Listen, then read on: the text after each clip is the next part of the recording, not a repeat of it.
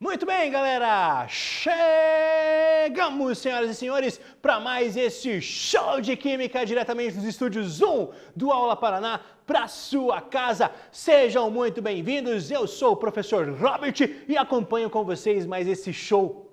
Vamos juntos para mais esse espetáculo da vida, beleza? Antes de nós iniciarmos a nossa aula, vamos para aqueles, recados do coração, senhoras e senhores. Câmera 2, por gentileza. Atenção! Você, aluno que está acompanhando as aulas pela televisão, não esqueçam de agendar um dia e um horário para você fazer a entrega dessas atividades, tá, pessoal? Pelo amor de Deus, isso é muito importante, tá bom? E para você que está acessando fielmente o Google Classroom, não esqueçam de que a chamada mudou. Agora, para validar sua presença, você precisa realizar a atividade obrigatória daquela aula. Faz a atividade, resolve ela, envia e automaticamente a sua presença está registrada, tá certo? Recadinhos dados, bora para mais esse espetáculo junto com vocês, espero que vocês estejam gostando bastante e para começar aquele start, né? Eu digo show daqui, você diz show daí, todo mundo 1, 2, 3 e show, galera! Bora começar aqui então? E hoje vamos trabalhar então com a questão de polaridade dos compostos orgânicos. Vamos verificar quais compostos são polares, quais compostos são apolares. Lembra que na aula passada trabalhamos a questão de ácido e base, né? Era uma aula teórica, não foge muito do esquema da nossa aula de hoje. Também é uma aula muito teórica, né? Que você precisa, então, prestar bastante atenção. Tá certo, pessoal? Tranquilo? Então vamos lá. Galera, olha esse número, hein? 30 aulas já com vocês. Que prazer inenarrável, como é legal. Me sinto muito orgulhoso de estar participando desse momento com vocês, tá? 30 encontros já juntos. Polaridade, galera. A polaridade de uma molécula orgânica ou inorgânica é definida então pela diferença da eletronegatividade e da geometria molecular. Então, o que define se uma molécula ela é polar ou apolar são esses dois fatores. Tanto a questão de eletronegatividade quanto a questão de geometria. Isso vale para tanto os compostos inorgânicos quanto os compostos orgânicos. Tá certo? Beleza?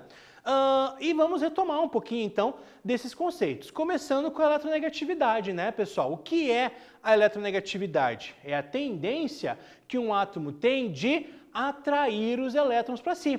É a tendência que ele tem de ganhar elétrons. Quanto mais eletronegativo um elemento químico for, mais chances de ganhar elétrons ele terá. Se a gente for analisar a tabela periódica, pessoal, pega lá a sua tabela e verifica.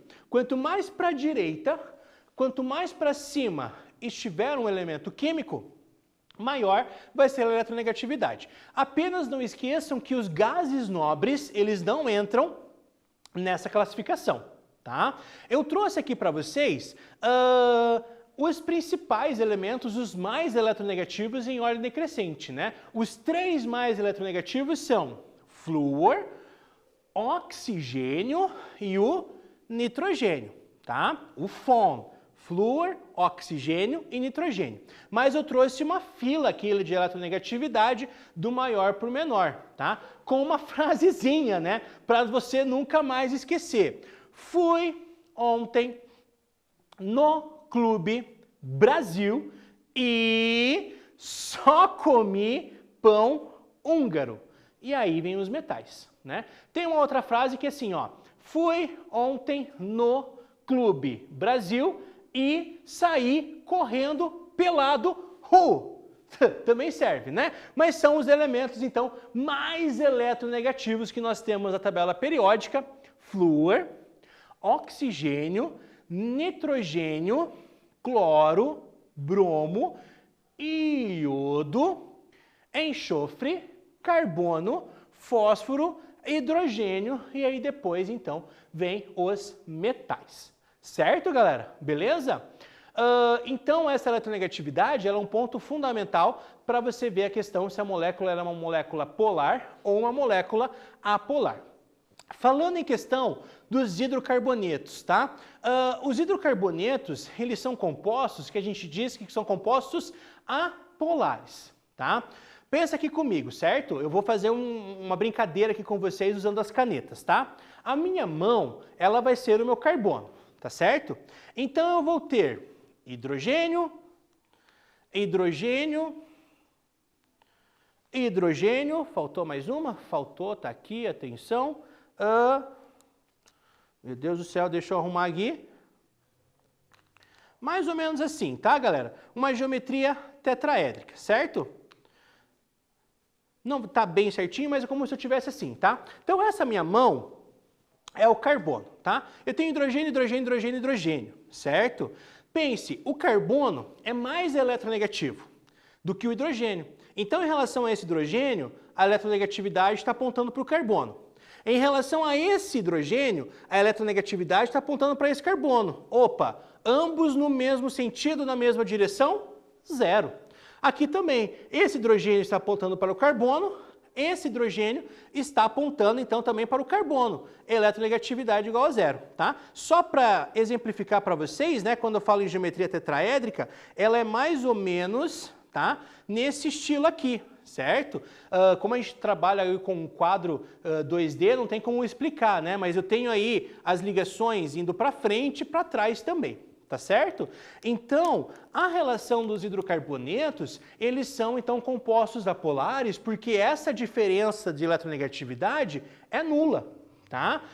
Em relação ao hidrogênio, ela sempre vai tender para o carbono, sempre anulando cada vetor, né? Então, esse vetor anula esse anula esse, certo? Entre carbono e carbono, não existe diferença de eletronegatividade também. Então, galera, os hidrocarbonetos, anotem no caderno de vocês, os hidrocarbonetos são compostos apolares. Não existe, então, esse vetor resultante. Beleza? Tranquilo? Os demais compostos são praticamente polares. Tá? A maioria dos outros compostos são polares, tá bom? Por que isso? Por conta da presença do oxigênio, pela presença do nitrogênio, pela presença do cloro, pela presença do enxofre, tá? Que são elementos que, se você for analisar aqui, pessoal, são mais eletronegativos do que o carbono. Então, o carbono, na fila de eletronegatividade, ele está aqui, ó.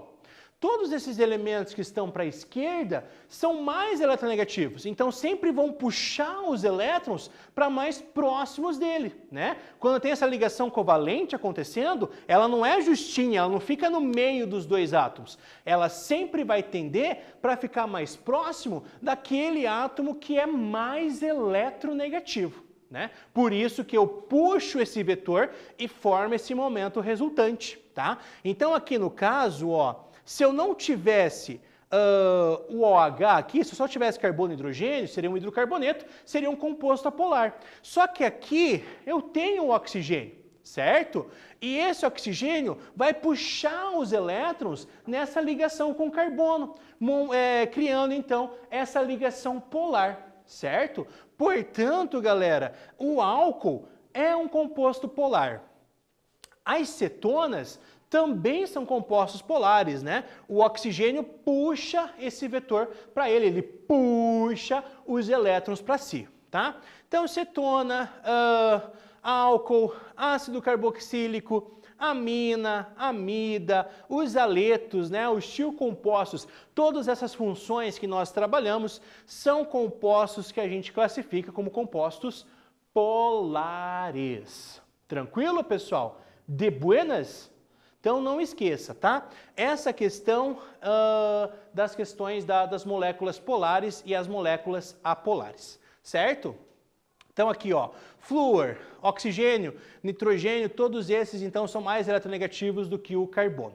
Como eu expliquei para vocês, né, o tetraclorometano é um aleto e é um composto apolar, justamente pela mesma característica que eu disse que o hidrocarboneto é um composto apolar, né? Eu tenho aqui os meus ligantes, certo? Então, peraí, ó. Eu tenho aqui os meus ligantes, certo? Formei as minhas estruturas aqui, faltou mais uma. Vamos lá, quem sabe faz ao vivo, né, galera? Então, aqui eu tenho os meus ligantes, certo? Agora sim consegui fazer a geometria tetraédrica, estava me esquecendo como é que era, né? Então, eu tenho cloro, cloro, cloro, cloro, certo? E o carbono no meio. Na questão dos hidrocarbonetos, o carbono era mais eletronegativo. Na questão do tricloro, ou tetracloro metano, perdão, quem é mais eletronegativo nessa ligação são os cloros. Só que em vez de ir para o carbono, vai para cada cloro. Então, vem para cá, vem para cá, vem para cá e vem para cá. Também se anulam esses vetores, certo? Ou seja, a diferença de eletronegatividade, ela acaba se anulando por conta dessa geometria, tá certo? Portanto, alguns compostos podem ser também apolares. Certo, galera? Beleza? Bastante coisa aí que a gente tem para trabalhar, né? Uma questão, né, de moléculas polares e apolares, né, elas afetam também as propriedades químicas e as propriedades físicas também, né? Uma dessas propriedades que ele pode interferir é a questão da solubilidade. Existe uma coisa que a gente chama assim, ó, semelhante dissolve semelhante. Então, veja, se eu tenho lá a gasolina, ela se dissolve na água? Já fez esse teste, né? A gasolina se dissolve na água? Não. Por quê? Porque eles não são semelhantes. Porque a água, ela é uma molécula polar. A gasolina, ela é uma molécula apolar. A gasolina, ela é derivada do petróleo, né? O petróleo é uma mistura de hidrocarbonetos, certo? Então, a gasolina é uma molécula apolar, ou seja, semelhante dissolve semelhante. A água é uma molécula polar, certo? E não se dissolve em molécula polar.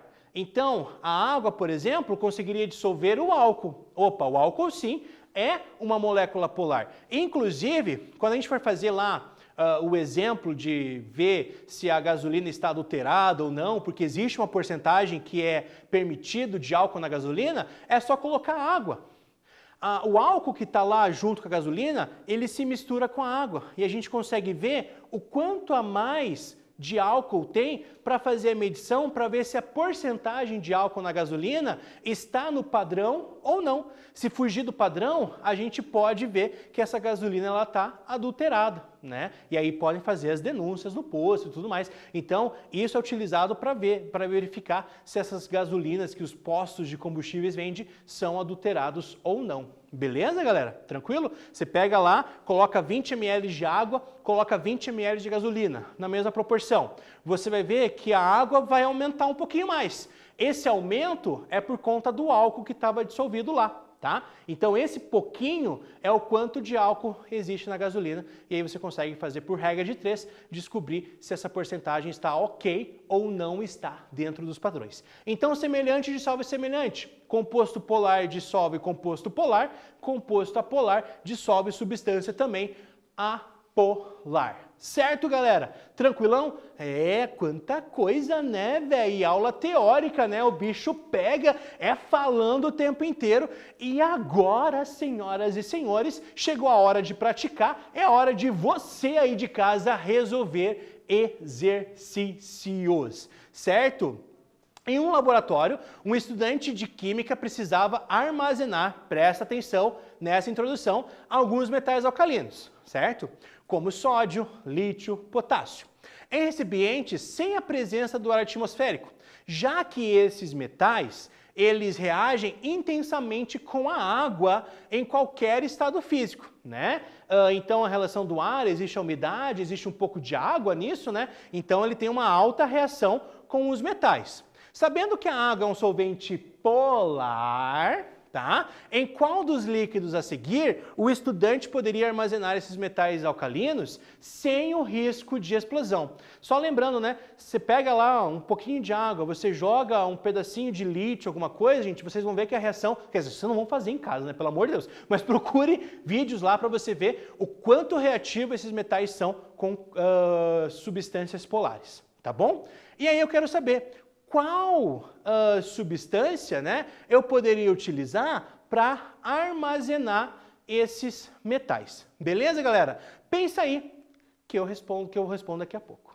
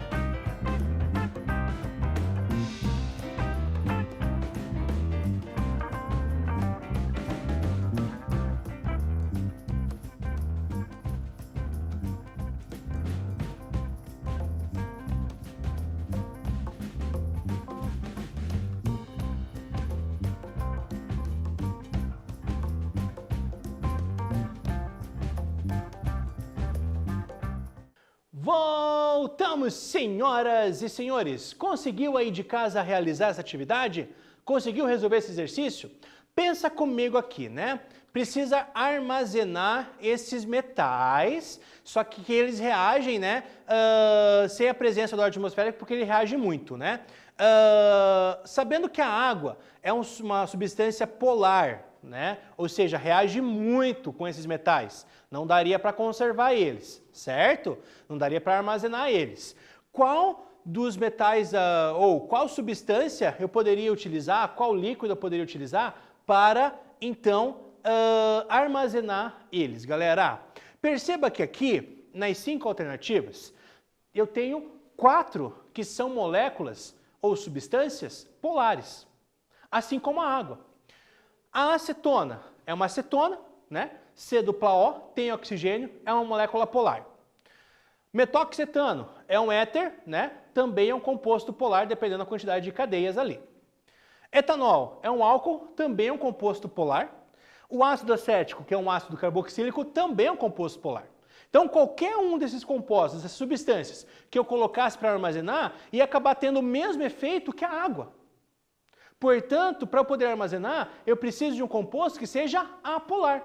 E um desse exemplo, né, o único líquido que é uma substância apolar é o querosene. Beleza? Então, querosene, galera, é a resposta correta deste exercício. Belezinha? Próximo exercício na tela.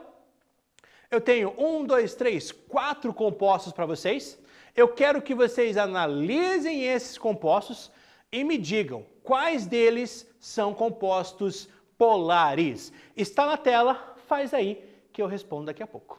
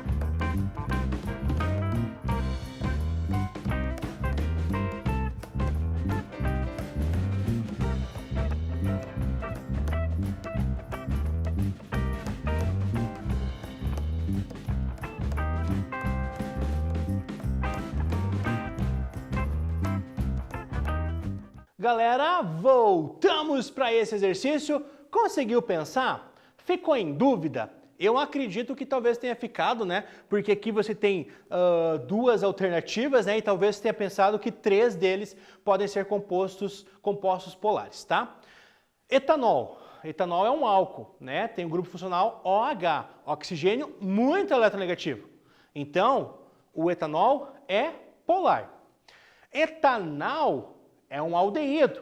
Também tem como grupo funcional o oxigênio, né? Uma dupla ligação com o oxigênio lá na ponta da cadeia. Então, ele também é um composto polar. O éter, galera, aí vem a questão do éter, né? Lembra que o éter tem como grupo funcional o oxigênio. E o oxigênio, ele fica no meio da cadeia, certo? Bem no meio da minha estrutura. Então, eu tenho carboninho para a esquerda, eu tenho carboninho para a direita. Nessa questão, o número de carbonos é quase igual. Um lado tem 3 e um outro lado tem 4. Então, praticamente, ambos os lados sempre vai puxar os elétrons para próximo do oxigênio. Só que eu venho um da esquerda, vem outro da direita, e isso acaba praticamente se anulando.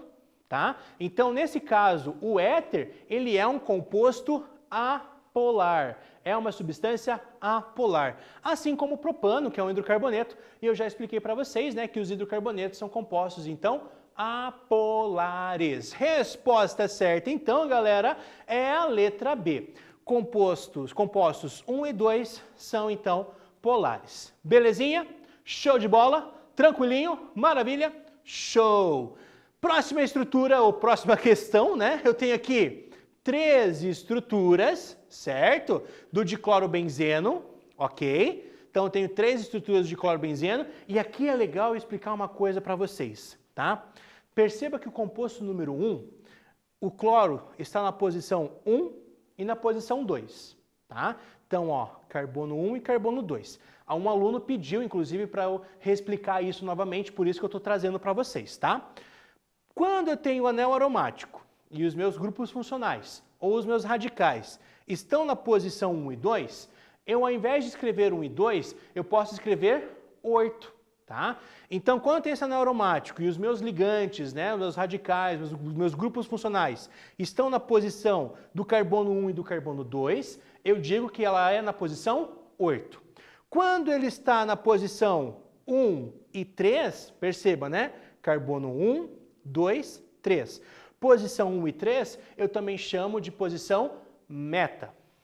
E posição 1 e posição 4, galera, ó, 1, 2, 3, 4, eu também chamo de posição para. 1 e 2, 8, 1 e 3, meta, 1 e 4, para. Então, ao invés de escrever 1,2 de clorobenzeno, eu poderia escrever 8 de clorobenzeno, ao invés de colocar 1,2. Tá certo? Beleza? Tranquilo? Só para reexplicar para vocês, tá bom? A aluna lá que perguntou, que pediu, espero que tenha ajudado também, né, nessa retomada, explicar as posições 8, meta e para. E qualquer dúvida que vocês tenham, podem me procurar lá também, que eu ajudo vocês. Certo, galera? Tranquilo? Beleza? Então eu quero saber, da figura 1, 2 e 3, qual ou quais delas são moléculas polares, tá? Então está aqui o desenho das 3 de novo e me diga qual ou quais delas são substâncias, são moléculas, são estruturas polares. Faz aí que eu vou ficar esperando aqui.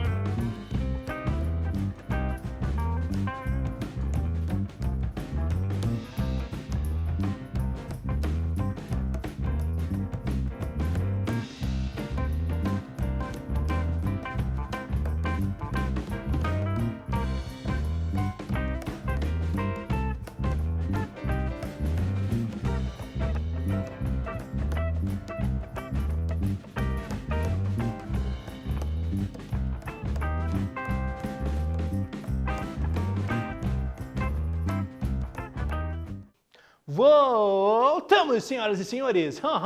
E aí, pensou bem? É? Jura mesmo pra mim? Jura de dedinho, ó. Vou jurar então. Pensou na mesma estratégia que eu, né, de ver a questão dos ligantes, né? Os compostos polares, né, as estruturas polares é o 1 e 2, a posição orto e a posição meta, ou 1 e 2 e 1 e 3. Esse terceiro composto é uma molécula apolar. Lembra? Entre carbono e cloro, quem é mais eletronegativo é o cloro. Então aqui, ó, aqui na minha mão está o meu anel aromático, aqui está um cloro, aqui está outro cloro. Quem é mais eletronegativo? O cloro. Então, em relação a essa ligação, os elétrons estão mais próximos de cima. Nessa ligação, os elétrons estão mais próximos do cloro que está aí embaixo.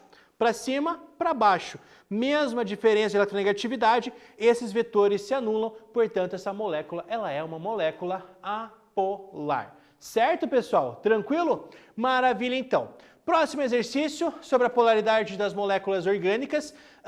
Respondam aí qual das alternativas representa apenas substâncias apolares. Faz aí que eu volto aqui daqui a pouco.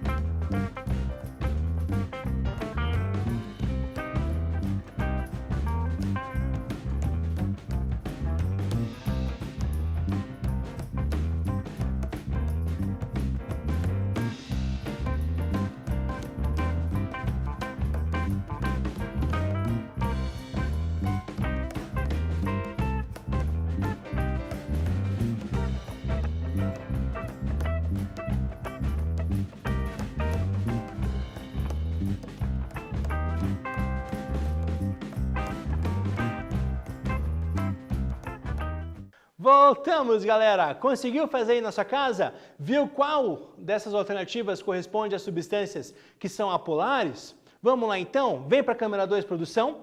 Resposta certa é a letra C, tá? O tetracloreto de carbono, lembra?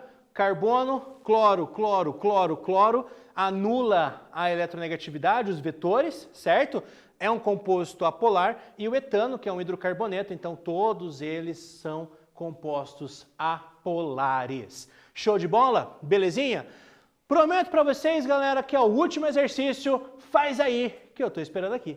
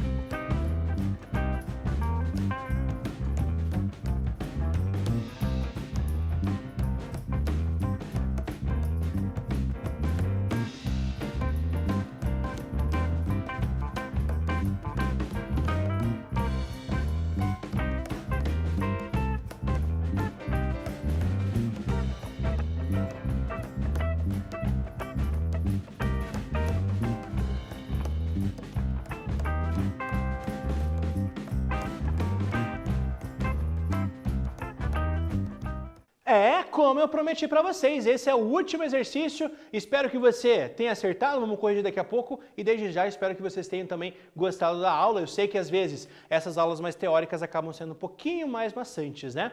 Vamos lá então, pessoal. Água e metano têm massas molares muito próximas, tá? Mas a temperatura de ebulição da água é muito superior à do metano. Por que isso acontece, né? É devido ao que, galera? É devido, então, à maior intensidade em relação às forças intermoleculares na água, né? Lembrando que a água é um composto polar, o metano é um composto apolar, tá certo? A questão da polaridade também interfere na questão dos pontos de fusão e ebulição. Show de bola? Tranquilo? Gostaram da aula? Lembrando que hoje nós trabalhamos as polaridades dos compostos orgânicos, compostos apolares, compostos polares. Eu acho que eu falei na ordem certa. Beleza, galera?